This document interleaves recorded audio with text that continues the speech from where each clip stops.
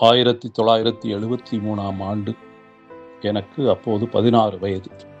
அப்போது இளவயதில் ஏற்பட்ட வறுமை, உணவின்றி பள்ளி இறுதி படிப்பை முடிப்பதே பெரும்பாடு, முடித்த கையோடு உணவில்லாத உடலின் இயலாமை, ஏற்பட்ட அவமானங்கள், என் வேதனையைக் கண்டு எதுவும் செய்ய முடியாத என் குடும்பத்தாரின் திகைப்பு, இதுவெல்லாம் சேர்ந்து என்னை ஒரு கோழைத்தனமான செயலில் தள்ளியது.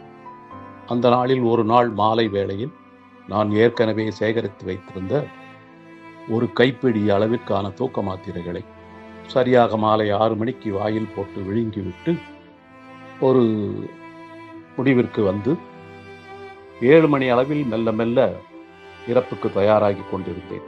சுமார் 9 மணி அளவில் நான் ஏறக்குறைய இறந்த நிலைக்கு தள்ளப்பட்டு என் உடலை விட்டு வெளியேறி, இறந்த மறுநிமிடம் நான் ஒரு வட்ட வெளியில் மிதந்து கொண்டிருப்பதை ஒரு வெள்ளை நிறைய பெரிய குழாய் வழியாக நான் விண்வெளி ராக்கெட் போன்ற வேகத்தில் பயணிக்க ஆரம்பித்தேன். அது நன்றாக எனக்கு நினைவிருக்கிறது. திடீரென்று நான் ஒரு பரந்த வெண்ணிற ஒளி நிரம்பிய ஒரு இடத்தில் வெகு வேகமாக தள்ளப்பட்டேன். அங்கு சிலர் கூடியிருப்பதை பார்த்தேன். அவர்கள் என்னிடம் என்னை பார்த்தவுடன், வா வா, நீ இப்போது உடலில்லாத இறப்பு நிலையில் இங்கு வந்துள்ளாய். உன் பூமியில் நீ வாழ்ந்த உடல் இங்கு பயன்படாது தம்பி, பயப்படாதே என்று மானசீகமாக எனக்கு பேசி புரிய வைப்பது ஆரம்பித்து விட்டது. அங்கு சூரியனோ சந்திரனோ இல்லை, ஆனால் ஒரே வெளிச்சம். அப்போது ஒரு பெரிய ஜோதி வடிவத்தின் முன்னால் நான் செல்ல வேண்டியதாயிற்று. இன்பமான சந்திப்பாகவே இருந்தது அந்த ஜோதி வடிவ சந்திப்பு.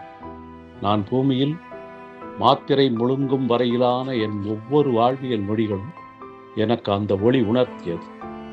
படம் போல் வேகமாக என் முன்னால் ஓடி ஓடி ஒரு திரையில் ஓடியது.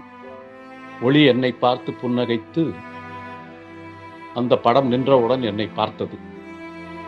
ஒவ்வொரு மனிதனுடைய நிகழ்வும் எல்லாமே அங்கு படம் போல் ஓடுகிறது. எனது ரகசியம், என்னுடைய சுயநலம் எல்லாமே எனக்கு காட்டப்பட்டது. பிறகு என்னை பார்த்து அந்த ஒளி, நீ இப்போது வந்திருக்க கூடாது, உனக்கான காலம் வருவரை நீ காத்திருக்க வேண்டும், அதனால் நீ இப்போது போகலாம் என்று மட்டும் எனக்கு புரியும்படி விளங்க வைத்தது.